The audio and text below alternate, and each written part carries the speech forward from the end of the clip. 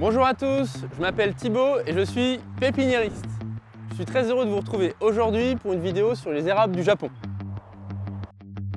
On va regarder ensemble mes variétés préférées et les variétés les plus populaires, leurs différentes couleurs, leur entretien et aussi la plantation.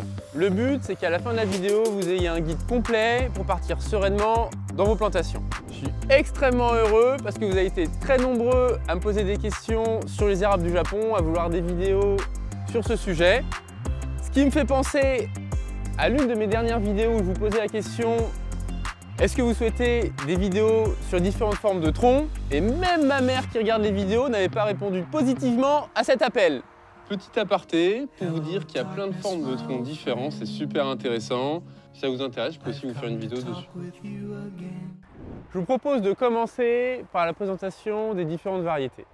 Il existe plein de formes de feuilles, de couleurs, mais aussi d'exposition pour les érables du Japon. C'est ce qui est très sympa. Là, dans la vidéo, je vais vous montrer les variétés populaires. Quand j'entends populaire, ça va être surtout des variétés qui sont assez poussantes, qui reprennent bien, coriaces, résistants au froid. Voilà, des variétés avec lesquelles vous n'aurez aucun problème, avec une belle diversité de couleurs. Ici, la variété la plus populaire, on commence direct par du très lourd. L'Acer Palmatum Bloodgood.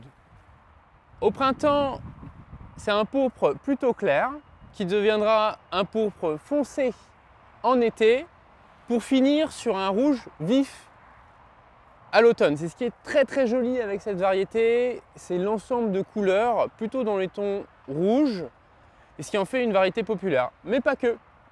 C'est aussi la variété qui tient le mieux au soleil. En effet, vous pouvez quand même compter que pendant la canicule, les feuilles vont s'abîmer. Mais étant donné que c'est une plante caduque qui va perdre ses feuilles, vous allez avoir un renouvellement des feuilles qui permet d'avoir de belles feuilles au printemps, même si avec la canicule, les feuilles vont légèrement s'abîmer. C'est vraiment une jolie variété. Je vous propose de vous montrer quelques tailles. Là, on est sur une petite taille. Environ 1 m, 1 m 25. Je vais vous montrer des plus grandes tailles. C'est un arbuste qui est assez poussant, le Palmatum Bloodgood, ce qui fait que vous pouvez aussi en trouver en grande taille, du type 3 mètres, 4 mètres de haut si vous voulez directement un grand sujet. Allez, je vous montre quelques tailles. 1 m 25, 1 m 50, une taille au-dessus, 1 m 75 de haut. Là, on commence à être sur une belle taille avec un beau port. La taille en 2 mètres de haut, encore plus large. 2 m 50 de haut, là, on est sur des grosses tailles. En grande taille, ici, en 3 m 50, 4 mètres. Là, il y a vraiment la sensation de maturité d'un arbre adulte. Voilà pour ce qui en est des tailles des Bloodgood. Je vais vous montrer plein d'autres variétés tout de suite. Si vous voulez voir et avoir plus d'informations sur les variétés, ça se passe en description. Sur notre site internet, vous allez pouvoir trouver toutes nos tailles et toutes nos références. Acer, Palmatum, Chiroisanum, Jordan. Les acers, c'est les érables. Palmatum, ça vient du latin, ça veut dire des feuilles en forme de palme, donc de main. Chiroisanum, c'est la région dont il provient au Japon. Et Jordan, c'est le nom de l'hybrideur. Voilà, vous savez tout.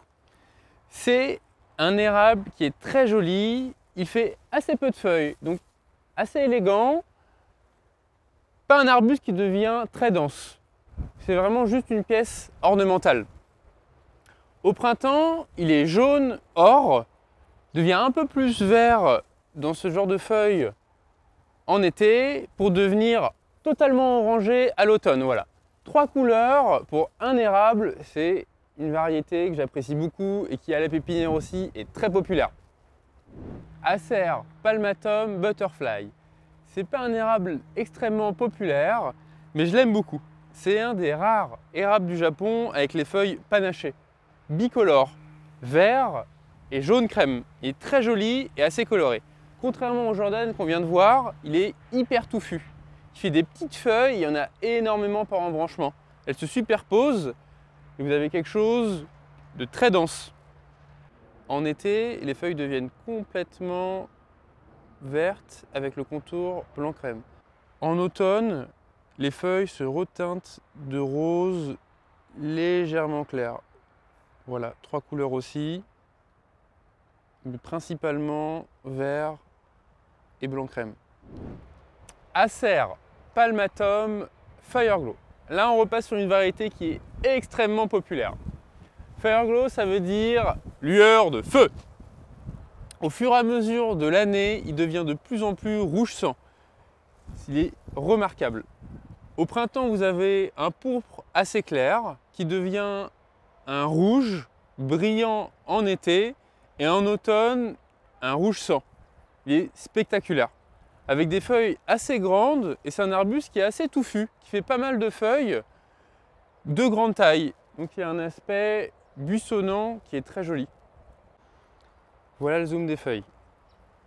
Nervure principale rouge sang, nervure secondaire rouge légèrement plus foncé et les limbes, le contour pourpre qui devient de plus en plus rouge au fur et à mesure de l'année. Et le revers vert pourpre. Acer palmatum osakazuki.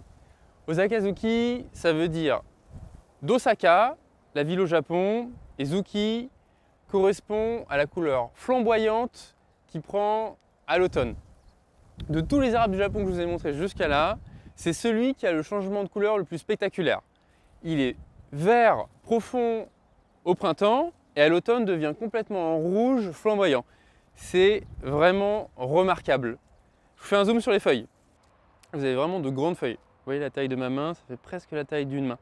Alors que les autres feuilles font une demi-main, un quart de main. Nervure principale rouge, rouge sang et feuilles vertes. On a quand même un aspect vraiment vert quand on regarde cet érable du Japon. Le nouveau bois est rouge, c'est ce qui est très joli sur cette variété aussi. Le revers, pareil, nervure principale rouge et sinon limbe verte classique. Je vous montre à l'automne la couleur. Voilà la couleur qui prend à l'automne. Rouge sang comme ça. Effet spectaculaire, garanti dans votre jardin. Acer palmatum palmatum. Celui-ci a un nom moins original parce que c'est un des premiers cultivars. Il est beaucoup sélectionné parce que c'est le plus poussant. Les arbres du Japon, de manière générale, poussent assez lentement et celui-ci pousse très vite. Il est vert toute l'année, sauf au printemps où il prend un ton rouge, jaune orangé. On pourrait le confondre avec l'Osakazuki qu'on vient de voir. Et si vous regardez bien, les feuilles sont beaucoup plus fines. Et aussi, la nervure principale est juste verte. Les feuilles sont uniquement vertes. En vous parlant de forme de feuilles, et là on rentre dans un nouveau monde. Le monde des Acer palmatum dissectum. Dissectum, ça veut dire feuilles découpées. Vous allez voir avec le zoom après, c'est des feuilles qui sont super fines. Ici, une variété très populaire de dissectum, le dissectum garnet, qui est pourpre. Garnet, c'est en référence à la pierre précieuse, le grenat, qui est pourpre, rouge foncé. Allez, je vous montre les feuilles. Ici, vous voyez mieux les feuilles très découpées. Au niveau des couleurs, vous êtes sur le rouge bordeaux au printemps, qui devient un rouge assez profond comme ça à l'été. Et à l'automne, il prend des couleurs jaune, orangé. Et le revers est vert, ce qui est très joli avec cette variété. Et assez spectaculaire. À côté, l'Acer palmatum dissectum viridis. Dissectum, ça veut toujours dire feuille découpée, et viridis, ça veut dire vert. Celui-ci est vert toute l'année. Il ressemble beaucoup en termes de structure, de couleur, à l'Acer palmatum palmatum qu'on a vu juste avant, seulement avec des feuilles découpées. Feuilles fines découpées, vert profond toute l'année, et ensuite jaune or à l'automne.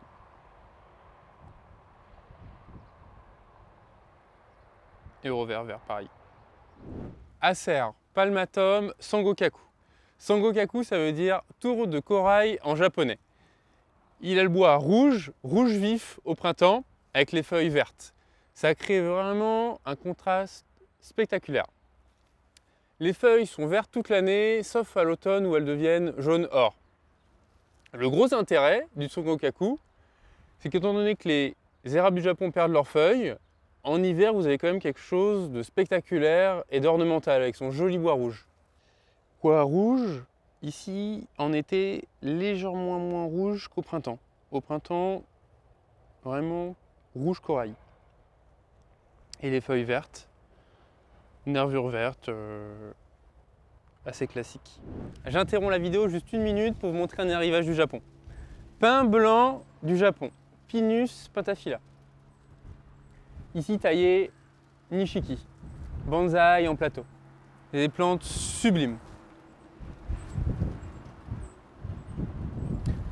Tout le boulot est fait, vous avez juste à continuer à les tailler. Vous pouvez les planter en pleine terre ou dans un gros pot sublime.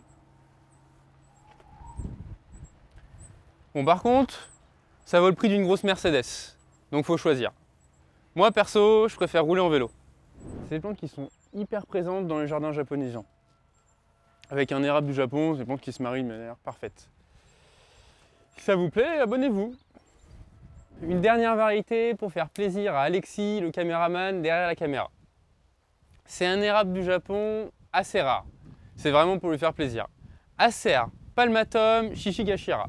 Ça veut dire tête de lion. En fait, les Japonais considèrent qu'il ressemble à une crinière de lion parce qu'il fait un embranchement de feuilles très denses, hyper touffues. Il est particulier parce qu'il a des feuilles qui sont très fines, frisées, recourbées, avec des embranchements assez rares, mais très denses. Voilà, si vous voulez être différent comme mon caméraman, vous pouvez prendre cet érable du Japon. Je vais vous faire un zoom sur les feuilles, vous allez voir, c'est quand même une belle pièce. Voici les feuilles. Recourbées, frisées, dentelées, fines, et vraiment denses, en paquet. Au printemps, vous avez des feuilles vert tendre qui deviennent plus foncées à l'été comme cela. Et en automne, jaune doré, pour finir fin automne en rouge, orange intense. 4 couleurs. Il y a une belle variété. Très peu poussante par contre. Vous avez une plante qui pousse lentement.